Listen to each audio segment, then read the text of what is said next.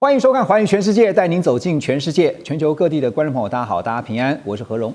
两岸大事国际焦点深度剖析，打开视野。透过 YouTube 收看朋友，请帮我们按赞、订阅、加分享，动手开启小铃铛。也欢迎您告诉我们在哪个城市打卡收看。欢迎大家多多的跟我们互动，留言指教、批评一下。好，今天的三位来宾，首先来欢迎的是政大国发所助理教授王雅老师。主持人好，大家好。另外是前大使资深外交官邱文吉大使。何荣好，各位朋友大家好。还有美国共和党前亚太区主席方恩格 Ross。大家好。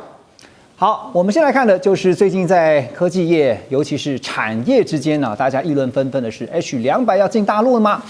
美国总统川普最近抛出了这个震撼弹，他在 Truth Social 上面呢，他就发文宣布说，批准辉达向中国大陆出售高性能的 AI 晶片 H200，条件是呢，每一笔卖给中国大陆的 H200的交易啊，这美国政府要从中抽趴25%的利润。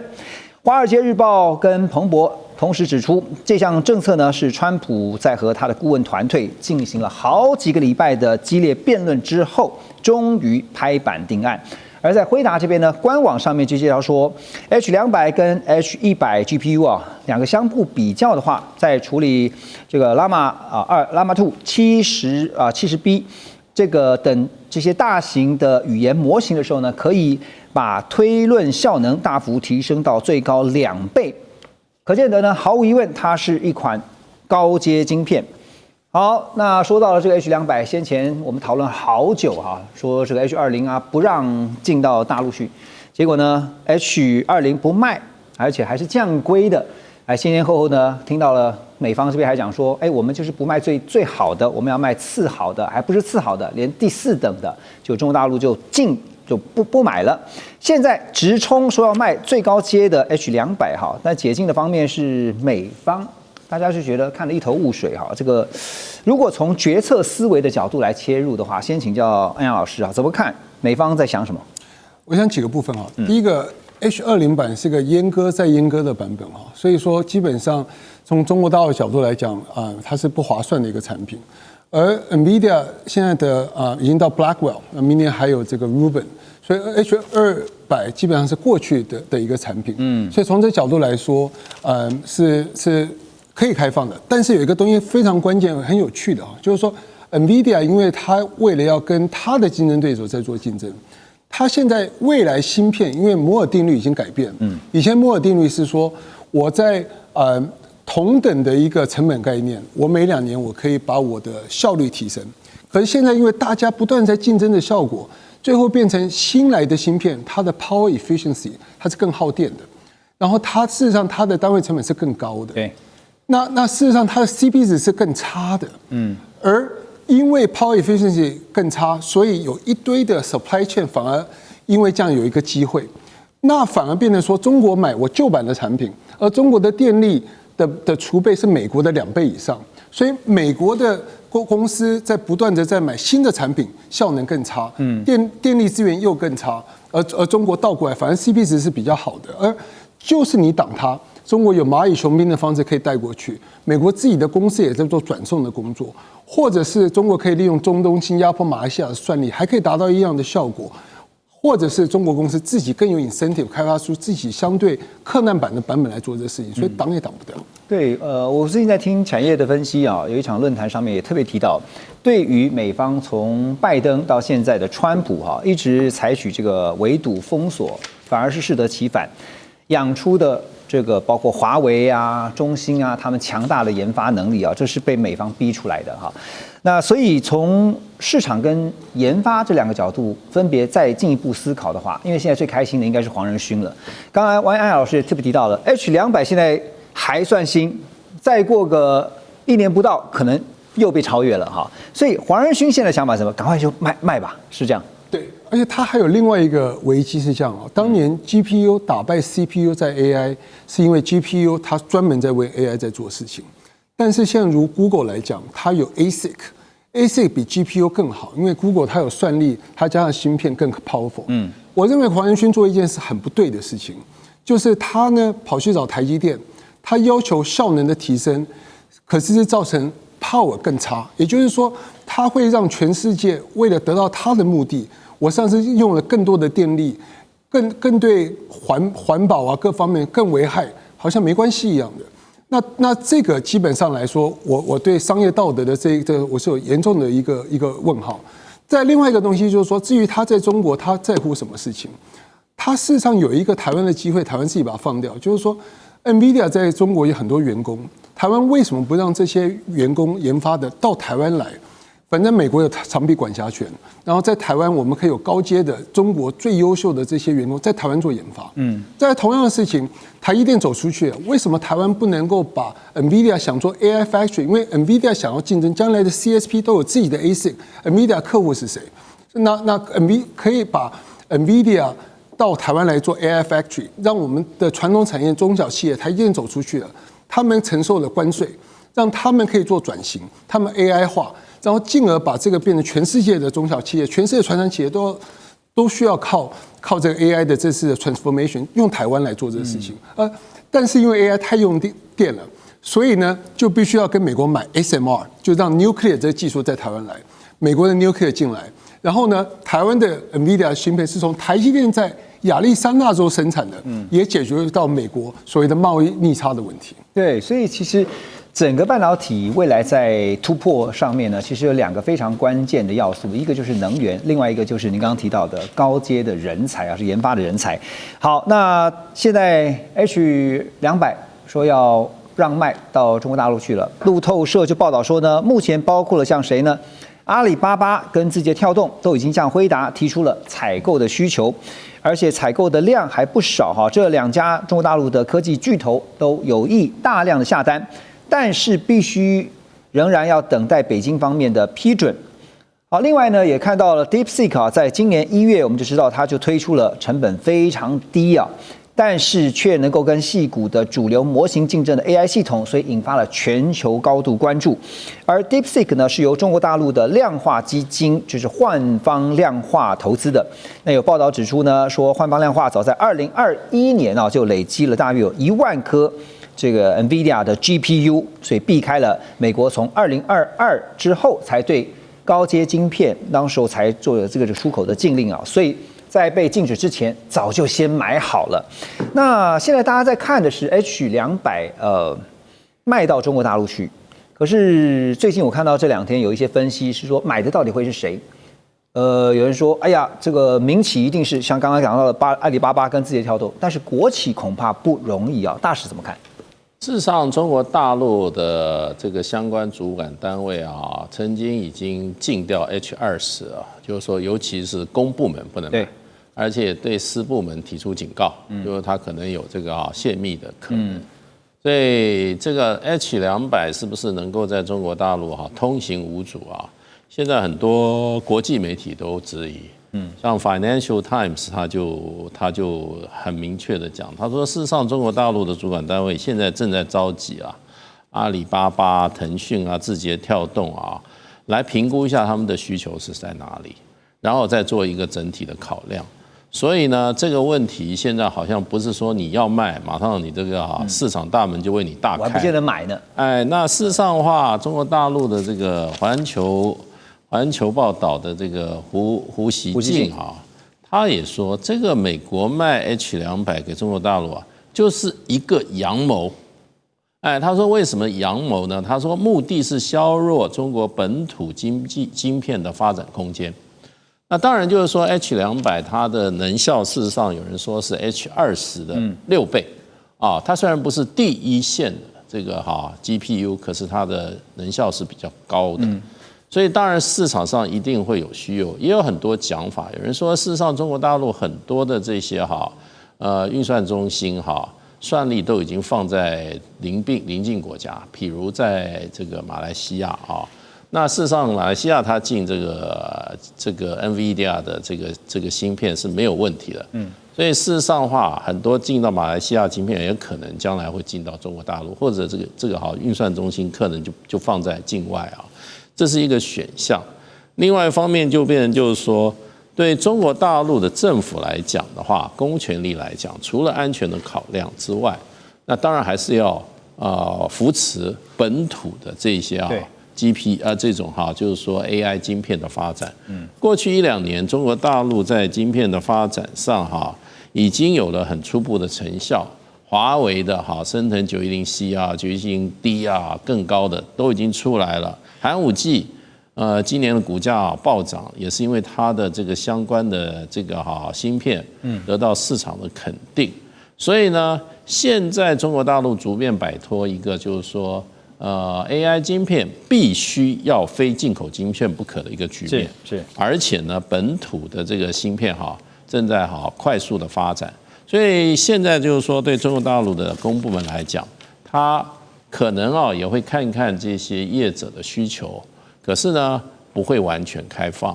那我认为会是怎么样呢？就是说如果你非有必要买的话，那你评估出来非有必要买的话，那它会有设一个前提，你不要对美国芯片在不会让你本身对美国的芯片产生长期依赖这个前提，而且呢会妨碍中国本土的这个相关芯片的发展的这个情况之下，你适度购买有前提的，一定会有前提的。所以我认为就变成就是说，很多这些国际媒体也有说，他说其实对美国来讲这是一个开放，看起来好像川普赚了25%，这个出口税可是问题就变成就是说，其实黄仁勋在过去在 H20被美国政府也是川普禁的时候，他过去去说服他们，后来川普就放了 H20的原因是什么？因为黄仁勋讲了一句话，他说开放才是对中国经济最有效的中国晶片发展最有效的压制。你不开放的话，你就是鼓励中国本土芯片的发展。所以规则很清楚大使刚刚分析是未来，他买的原则就规则很清楚，你要符合原则，符合原则的呢，然后一定的量，我才让你申请购买。那当然，因为现在中国大陆自己内部的晶片自主化推得如火如荼所以呢，当然外来的晶片也有可能会压缩到本土晶片的成长，所以这中间怎么样调控？买家思维，刚才大使特别做了一个精辟的分析。好，那说到这个 H200要卖给中国大陆美国外交关系协会的一位技术专家叫 McQuell，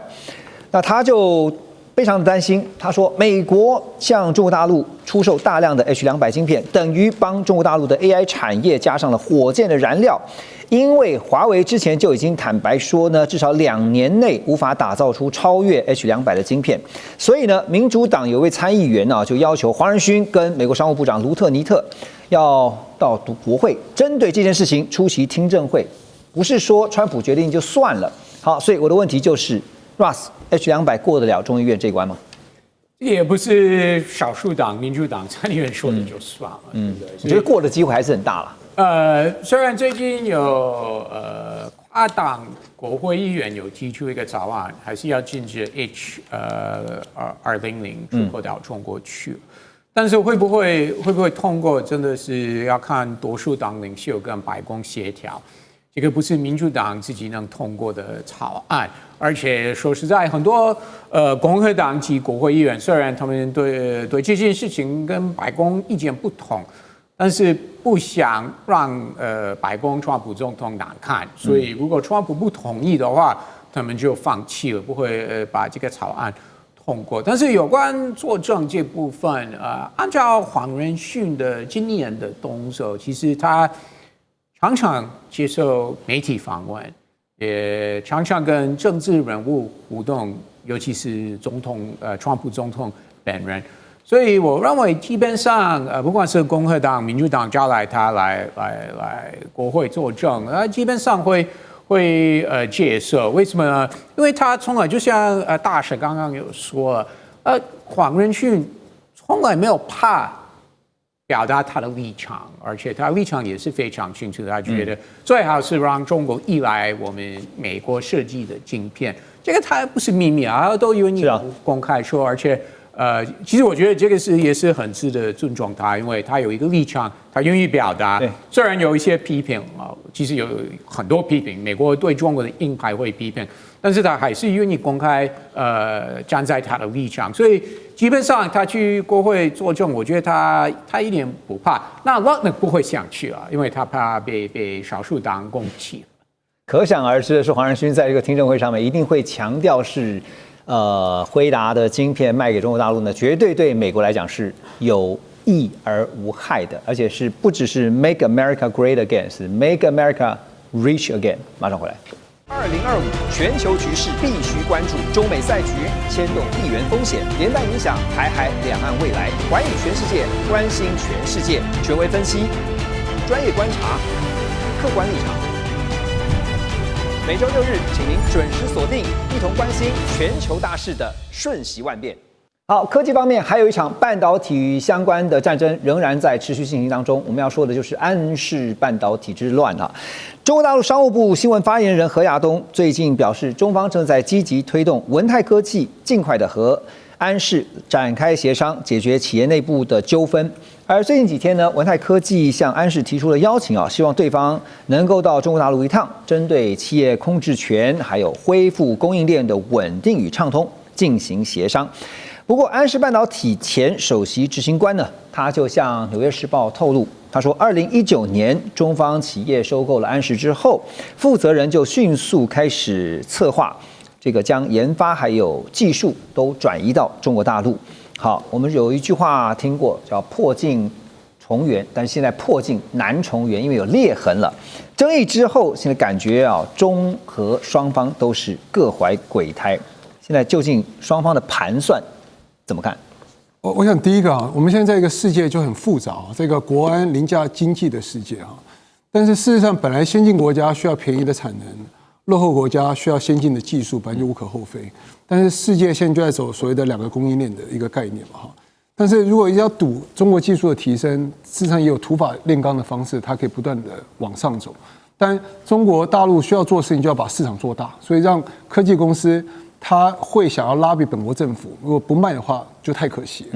那这个事实上基本上就美中2个神仙打架，基本上这个中间的国家你不能跟着起哄，因为一起哄以后，等到美中谈好的时候，基本上就是里外不是人。最终的结果就是科技是科技，市场是市场，最终它还是按照一个商业逻辑，最终会往那个方向去走。对，因为就事论事哈，是说如果在一个合法合规的情况之下，这件事情其实看起来。文泰也在声明当中，他强调，他说呢，作为安氏半导体的合法控股股东，要解决当前冲突的前提，就是恢复完整的股东权还有控制权。所以，如果真的想要拿回实质的这些控制权的话，安氏因为有了先前这样的一个事情发生了，这个状况，他们一定想接下来要想办法避免啊，他们会怎么样能够采取一个相对的防守策略？第一个，当然商业行为本来就是股东控制权，有钱人的说话啊。但是当你拿起这国安的大旗，或者说内部做摆烂，当然这些都可以去做很多奇奇怪怪的事情就发生嘛哈。但是去 manage 这个 situation， 第一个还是要掌握钱袋子，因为有钱掌握这个钱。第二个当然是最后永远是可以用合并的方式去漂白出场，这最后总是有一个解决的方式。所以在股权上面，您觉得他未来会不会因为在股权的这个比例上面，会想办法他要来争取？商业行为上有很多，就是所谓的控制权，你可以去发一些奇奇怪怪的股票去逮入你的投资人，但你也可以去拉比你的政府去做一些奇奇怪怪的事情。对，这些都是违反商业行为、违反经济行为的一些事情。那刚才有提到，就是说美中2个神仙打架。最终到底真的是什么？那中国该做的事情就把市场做到全世界最大。你不卖过去，你就会很难过。那同样的东西，就是回到这中间的这些国家，不能跟着起哄，因为最终的行为钱最大。对，所以这次你看到安氏之乱哈，我们说这个争议哈，这荷兰有点里外不是人啊，所以现在还在想办法处理这个烂摊子。大陆商务部长王文涛8号在北京。这个会见了到访的德国外长瓦德福哈，双方也针对中欧之间的经贸关系彼此交换意见。那王文涛表示说，当前最重要的，当然他们也提到了这个安氏这件事情啊，他说荷兰政府应该要停止不当行政干预，不要动不动就拿出国安的大旗哈，尽快的稳定半导体供应链，防止引发全球汽车和消费品产业的风险。而这个瓦德福呢，则表示说，德国愿意在安氏半导体的问题上面发挥作用，与中方一道来推动企业尽快找到长期又有效的解决方案。德国跳出来了，现在好像要扮演这个和事佬。大使觉得德国主要的考量是什么？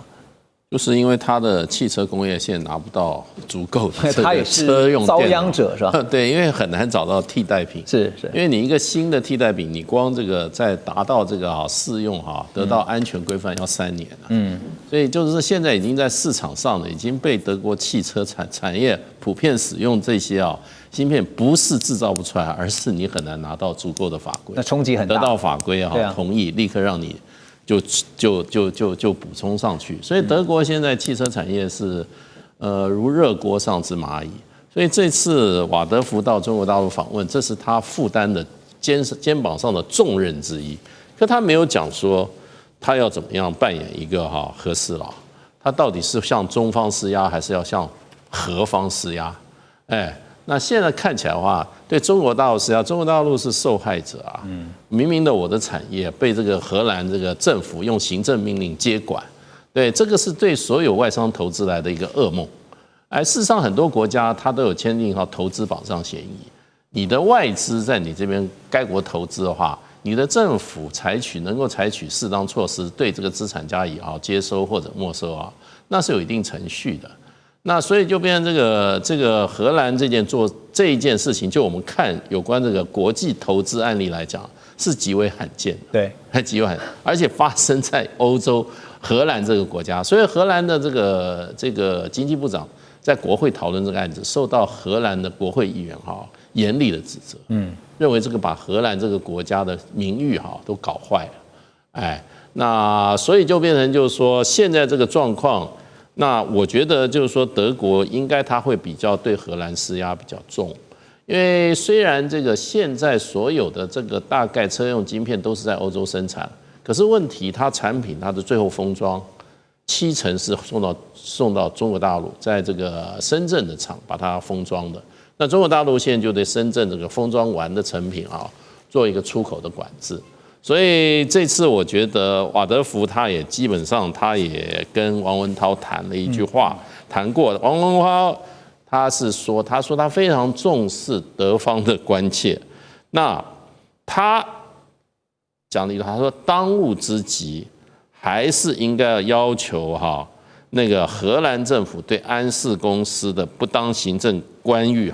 做出纠正，那么才能够稳定半导体的供应链。所以目前在这个事情看起来的话，好像的话，这个德国到北京去谈，应该他要跟北京这边来做某种的实力的展现，就是说他能够把这个荷兰的问题荷兰方的问题他能够解决。那如果他不能够解决荷兰问题，他要对中国大陆施压的话，那可能会适得其反。但他怎么对荷兰这个想解决，怎么解决呢？那这个筹码很多像川普就是说 tariff 关税。对，那事实上相对来讲的话，当然荷兰也是一个很活跃的制造业跟这个贸易国啦。可是我觉得我曾经看过这个德国到荷兰的这个公路上那个连结车是真正全部连在一起的，也就是说，德国有很大一部分的出口是用到这个荷兰的比如说荷兰的鹿特丹或阿姆斯特丹的港，所以它在物流上面，我自己难怪他要挑出来做和事佬，因为这个影响太大。事实上，我自己亲身的体验，我就认为德国这个荷兰的物流业可能对德国的依赖就很重。最近也听到这个荷方这边的经济大臣卡雷曼斯，他就出来打圆场，他说：“中方最近一连串的回应并不是当初荷方所预判最可能出现的情况。”那言下之意是不是说，当时我们并没有预料会酿成如此重大的状况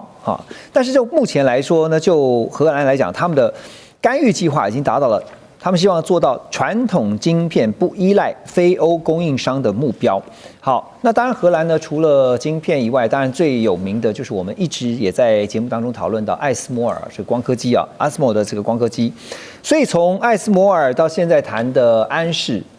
荷兰在对中国大陆的这个科技互动啊，或者我们说攻防上面，他们从这一课 Chinese lesson 上面学到什么？你觉得？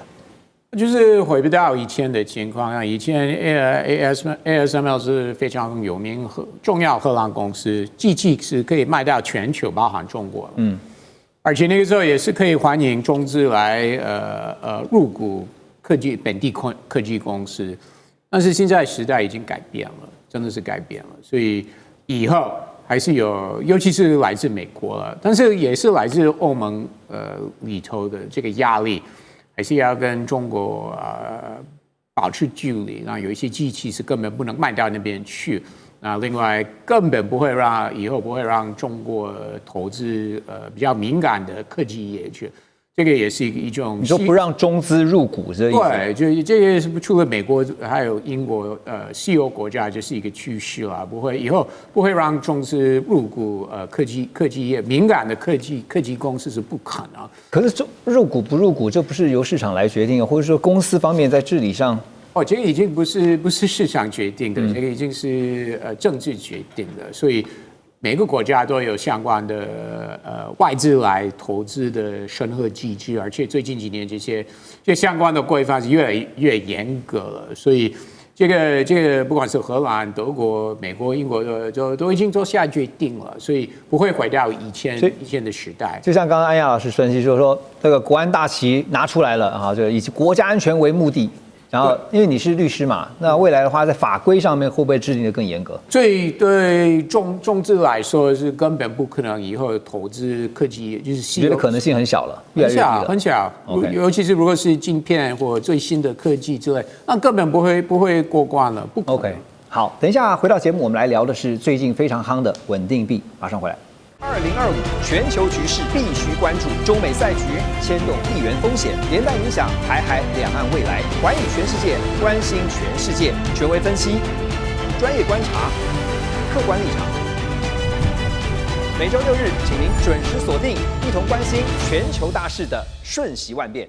回到节目，要告诉大家，未来大国之间的竞争不只是在科技这个领域啊，在金融更是啊。我们要聊的是稳定币。最近各国呢纷纷有意开放稳定币的推行，包括台湾这边呢也看到尽快打算要跟进。玉山科技协会理事长，也就是和硕的董事长童子贤，他对于稳定币跟去中心化的虚拟货币啊，他倒是有比较不一样的看法，他持保守看待。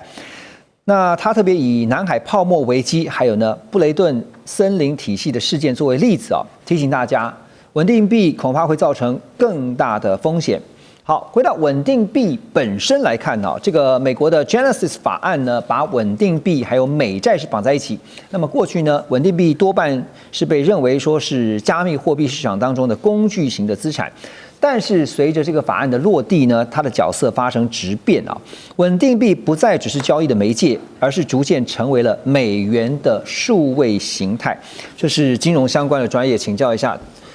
专业的安雅老师，这个稳定币啊，现在大家在看是说，它有办法改变整个全球支付的交易体系吗？因为最近也有媒体也报道说，未来只要是你可以去支付的，包括什么学费啦、什么相关的生活费用啊，你都可以用稳定币来支付。包括连现在企业之间做的这个贸易啊，也都有买方要求卖方是用稳定币啊来做交易。好，那这个体系会怎么改？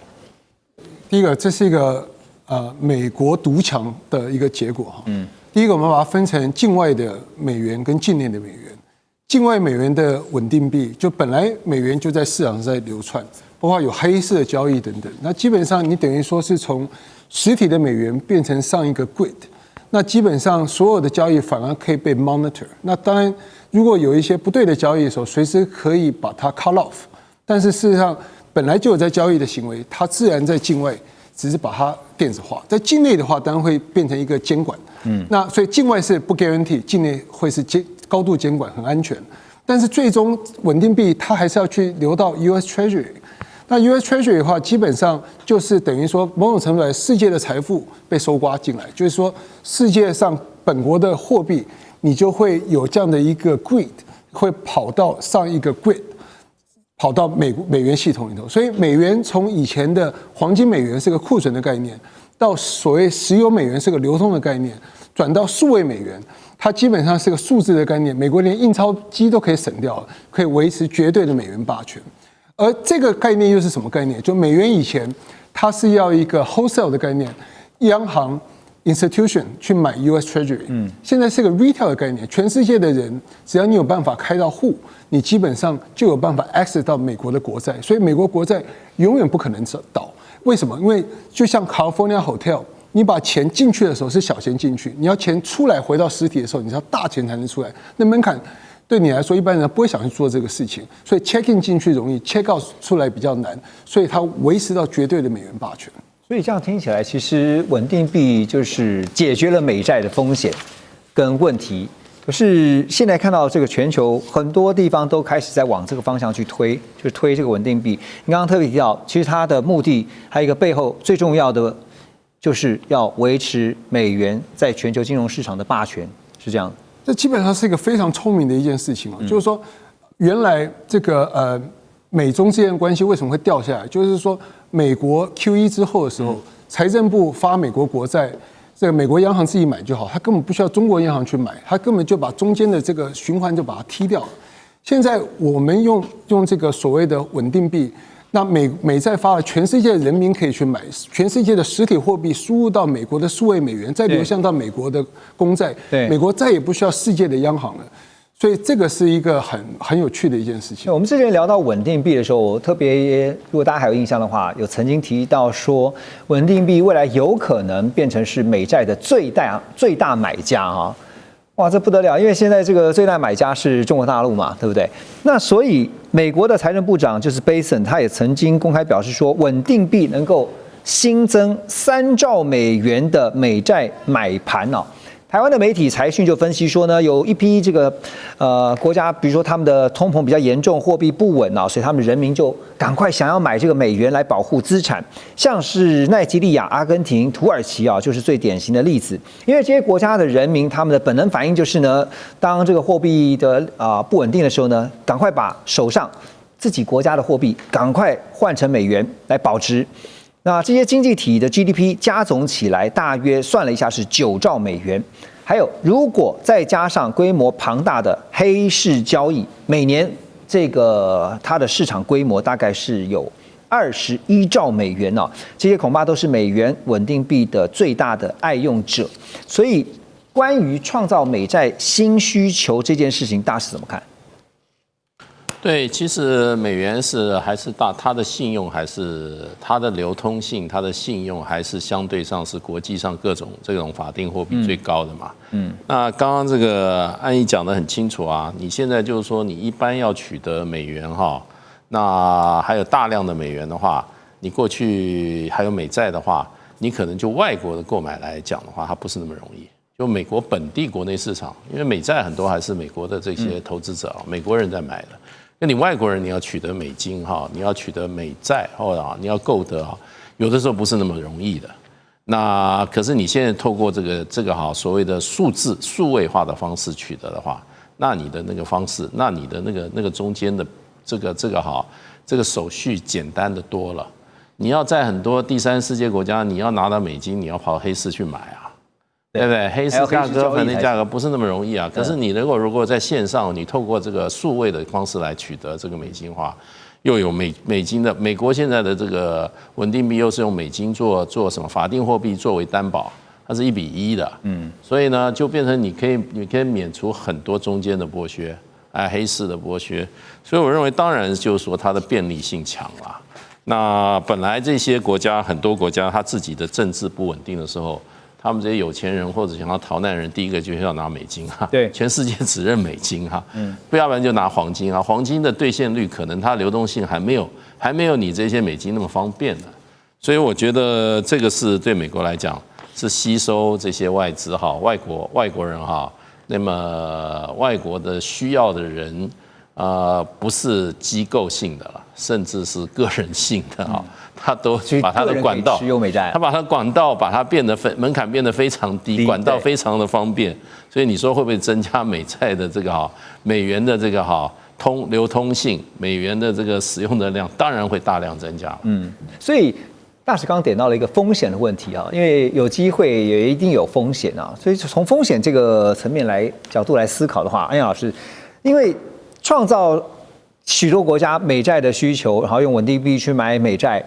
那会不会也增加了更多的干预？好，但是你刚刚特别提到说，其实它的那个监管是非常的严密的哈，这中间这个关联性怎么看？有境外跟境内，境内美国要保护美国人民，境内要高度监管。境外本来美元就有黑市在到处乱窜，有卖毒的，卖什么的东西。那今天这些本来就是用纸钞在流窜，你现在反而创造一个机会，让他们上线了以后，那随时他们还可以继续流通。可是本来是用美元的纸钞在窜来窜去，现在是上去，你看得到这些交易。随时你今天想要停止那个行为的时候，你还有非常好的手段可以停止它。所以境内跟境外不一样，但是最终即使它在流窜，如果它是维持美国国债的流通性，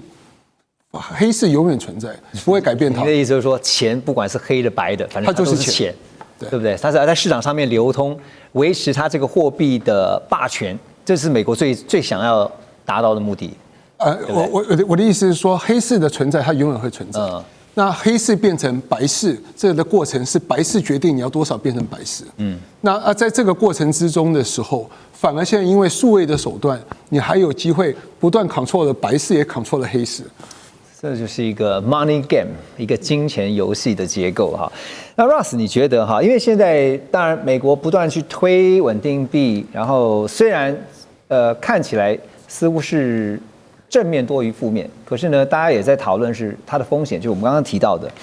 中国大陆这边呢，人民银行则是重申啊，仍旧是坚持对虚拟货币的禁止性政策。对于这个虚拟货币，中方反而是比较持保留甚至是反对的态度啊，而且还强调会持续的打击虚拟货币相关非法的金融活动，特别就点明了。就是稳定币有风险的。中国大陆的央行啊，人民银行呢也指出呢，所谓的虚拟货币啊，并不具有法定货币等同的法律地位，不具有法偿性，不应也不能作为货币在市场上流通使用。虚拟货币相关业务活动属于非法金融活动，所以对稳定币的态度，北京方面是希望。用什么样的一个态度来互动，来看待，或者是说，北京其实也希望能够打出他们自己打造的一条虚拟货币道路。目前对虚拟货币的态度是非常强硬，这个短期之内不会改变了。但是这个对虚拟货币的态度是不同对稳定币的态度一模一样。所以或许以后还是会有国内的中国大陆国内的稳定币，这个应该会有了，这个时间的问题了。很多人认为这个不管是虚拟货币或稳定币的，它本身是为了要绕传统的金融体系，包含主管机关的控管。但是中国人口那么大，其实很多人会为了方便用一个稳定币，其实是还是有透过传统的金融体系，或者还是在中国主管机关的控管监管的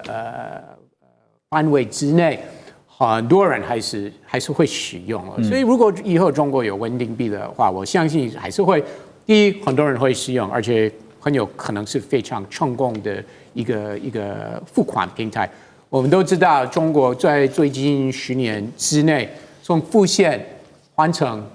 线上付款，对不对？用各式各样的电子支付，对，电子支付了，这是中国人的接受度是又快又高了，对不对？所以如果真的有稳定币的话，我相信在中国会非常非常成功的，但是还是会在主管机关的能够监督的范围之内，所以我们这个不会放弃了。当然，中国主管机关不会放弃。所以它会有一个中国版的，就是 for 中国版未来的稳定币的自己自有的一套区块链的这样的一个 system，一个 ecosystem 生态体系。是对，而且我觉得如果他们要搞好中美关系的话，可以请川普家族来帮忙，因为他们今年也是投资各式各样的货币企业，对不对？所以可以请川普几个儿子来帮忙啊，这个川普会非常非常高兴。因为就可以赚一笔，不是吗？是不是这样的？川普一直认为赚中国的钱也是 OK 了。OK， 那我最后一个问题，就是因为刚刚提到监管，因为这个虚拟货币其实最为人诟病的，也就是特别是境外这一块的啊，境内的像包括美国内，刚刚特别提到是可以这个监管的比较严格一点，可问是境外的你管不到的话，可是如果两相比较，中美的在境外这一块的监管，应该中方确实是比美方要能够有效率的多吧？但是美国也是有所谓的 long arm， 对不对？所以其实美国很多境外的交易，美国还是在看，对不对？尤其是最近几年也有几个例子，就是虚拟货币的平台，只要有一点点有 touch 到美国啊，那美国司法单位还是会去追了。所以其实美国也是有这个概念了，以后也不会放弃了。OK， 好，等一下回到节目呢，我们就要来聊哈，因为现在世界变化的非常的快速，最近呢，大家也在检讨的是美国跟欧洲的关系是不是生变了？马上回来。2025全球局势必须关注，中美赛局牵动地缘风险，连带影响台海两岸未来。寰宇全世界，关心全世界，权威分析，专业观察，客观立场。每周6日，请您准时锁定，一同关心全球大事的瞬息万变。好，持续来看的是白宫在上个礼拜发布了新版的 NSS 啊，也就是国家安全战略报告。这当中呢，就尖锐批评了欧洲政策啊。现在这个事情呢，在欧洲已经开始发酵了。川普在接受 Politico 的专访时呢，他持续上周对于这个新版国家安全战略当中的激进论调哈，他就在访问当中直接说，他说大多数欧洲国家正在腐朽，他认为呢，欧洲的移民政策简直就是一场灾难，而且呢，把矛头指向了政治正确这件事情，说就是所谓的政治正确让欧洲变得更软弱，甚至他还语出惊人的表示说，欧洲领导人当中有一些真正的笨蛋 ，real stupid ones 哈，这个用到，当然川普的言论常常就是你是 stupid 啊，或是说人家是这个不可理喻啊什么的。好，那当然我们说现在在欧洲发酵了，欧盟理事会主席啊立刻反击，他说我们无法接受威胁干预欧洲政治的行为。美国无法取代欧洲公民来决定哪些政党好，哪些政党不好。美国无法取代欧洲来决定美国对言论自由的看法。意思是你美国有你自己的看法，我尊重，但请你不要伸手插到欧洲这边来，你管太多了。好，所以说现在看起来美欧的关系，最近这几天大家一直在讨论，是不是真的生变了，或者变得越来越糟糕。川普对于欧洲的政策真的是面临很大幅度的调整，甚至会有一个很大的改变吗 ？Ross， 首先我不得不说，川普根本不在乎这个 Costa 说什么，因为川普不知道这个人是谁。对他来说，欧盟的对口是 von der Leyen， 对，因为他已经跟 von der Leyen 很熟，尤其是进行贸易谈判的时候，都是对口都是 von der Leyen， 而且其实我们欧盟之外的人就是很难懂这些欧盟里面不同的委员会、执行委员、主席这些位置，大找那个最大就好了。这好复杂。对，但是对川普来说，真根本不在意这个 cost 说什么。而且川普还有他的团队，不管是川普本人、副总统 J.D. Vance、国务卿 Marco Rubio、一些共和党及国会议员，他们对欧盟的态度是非常非常明确的，所以他们不会突然说一些比较友善的言语对欧盟啊，他们还会继续将来会继续批评啊，不管是哪一方面，比如说最近几天欧盟对 X 平台罚款，那有给美国政治人物、美国政府一个 reason 来攻击欧盟啊，对本来是因为移民或国防投资不够等等啊，但是欧盟这个罚款，针对 X 罚款，那就让美国非常非常火大了。所以美国真的是有很多不同的理由来批评欧盟，这个不会改变了。对，那大使您怎么看？因为现在想说，如果美国跟欧洲之间，因为长期以来是盟友的关系啊，盟国的关系。可是川普的话常常听了就会让人觉得很反感。如果你是欧洲的领导人，尤其英法德这几个，然后大家现在可能在想说，我是不是那个真正的笨蛋之一？其实川普对欧洲一直都有看法啦。那其实很多这些美国的这些媒体也说，他说现在美国从他的这个最近这个国安战略报告，他说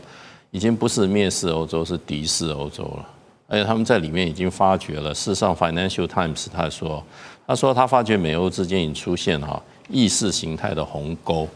而他这次这个国家安全战略报告还特别讲了一句话，让欧洲人听了有点毛骨悚然，就是说，美国政府将在欧洲各国内培养对欧洲现行发展路线的抵抗，意思就是我颠覆你啊，我控制你的政治啊。所以最近这个美国有一个杂志有一个杂志，他突然写了一个报告，他说，这一次的国安报告有2个版本，一个是长篇，这是33页是短的，还有一个长的是不公开的，里面明确讲说，美国川普政府要颠覆，要把其中4个欧盟的会员国把它怎么样反正叫它脱离欧洲。哪4个？这猜就知道，匈牙利、这个荷兰不是匈牙利、意大利，还有什么波兰这4个。对，那当然就是说，后来川普的发言，这个白宫发言也没有说我没有那4个，他只是说我们只有1个版本，没有秘密版本。他也没有出来。所以现在欧盟的问题，我觉得除了长期以来对欧盟，川普就有他看法，因为川普前2天接受访问的时候，他说以前像伦敦，我去伦敦巴黎多漂亮啊，多怎么样的，他现在简直惨不忍睹啊。其实欧洲是没错，欧洲所有大城市现在都基本上不是小偷就是强盗，然后呢扒手满街都是，那比美国大城市还严重。所以呢，事实上，川普可能就是说，他认为他的祖先是欧洲来，他有点看不下去。不过，我认为现在有个问题就变成就是说，俄乌战争欧洲的做法也彻底激怒了川普啊。我现在美国已经在国安报告讲，就是说要赶快结束俄乌战争，重修美俄关系，就是你欧洲那边做对。所以川普对欧洲的骂的已经是很清楚了。他说这些人怎么讲呢？根本不晓得他们自己在做什么。他们事实上做的这些很多事，不仅是妨碍到我美国，对你们欧洲的前途也是一个非常负面的做法。但是川普为什么自己也不检讨？是美国，也许不是他在任的时候决定。就讲到这俄乌战争，这欧洲现在的议题，难道不是美国自己把欧洲给拉下来吗？美国怎么拉下？就俄乌战争呢？俄乌战争，川普常常说，如果我本来在有连任成功的话，普京不会动手，对不对？川普当然就推给拜登嘛，他的前任嘛，推给拜登嘛。对，但是川普也是认为这个战争还是欧洲要负一些责任啊。虽然我们可以不同意川普这个说法，但是真的相信。欧洲在背后支持乌克兰，然后乌克兰不管是在东部有推很多乌克兰化的政策，比如说语言方面、文化方面等等。那川普真的是认为这个是激怒普丁有理由动手。虽然很多人是反对川普这个思维，但是川普真的是往这个方向走，所以。他真的认为这个战争不是100%普丁要负责，他还是认为欧洲有一些责任。所以因为这个理由不管欧洲说什么普丁维权等等，那川普还是会他看这个问题，还是会把一些责任推给欧洲，他不会100%认为都是普丁的错。但是世人不解的是说，为什么？美国要建立一个美国心目中的欧洲，那欧洲自己不能够自己建立自己的欧洲吗？为什么一定要美国人觉得说，我觉得欧洲应该什么样子？包括像说巴黎、伦敦都变得现在不是我以前的样子了。那本来要把世界都变成美国想要的样子，现在已经退步了，只管欧洲了。好，所以提到了俄乌。华尔街日报呢最近就披露说，如果川普最终选择放弃对乌克兰的支持啊，并且向安全议题上面呢，像俄罗斯让步的话，欧洲已经有多个国家正在密切考虑要用极端手段来回应哈。那包括采取被形容是核选项的金融报复措施，要来动摇美国的经济稳定。意思我们就来个鱼死网破哈，你不让我好过，我就不让你好活。那重中之重就是我们刚刚特别提到了美债啊，到2024年12月为止哈，英国讲到了美债呢，英国持有大概是7227亿的美元的美债，然后呢，欧盟成员国呢大概合计啊，大家加起来的1.62兆美元的美债，两个这样相加是2.34兆美元的美债，折合新台币大概是73兆，其实算蛮多的哦。那也让欧洲成为美国国债最大的外部持有集团。但是说动用核弹级的金融手段哦，应该只是说嘛哈，应该不会是真的想这么干嘛。当然，延续刚才 Ross 跟大师讲的哈，就是说基本上欧盟的存在是避免法德两个国家打起来。那欧元的存在是为了抗衡美元，可是欧元的价值是建筑在美债之上，而现在世界越来越往右边靠的时候，每个国家的利益又不一定跟欧洲整体利益是一样的。那诚如刚才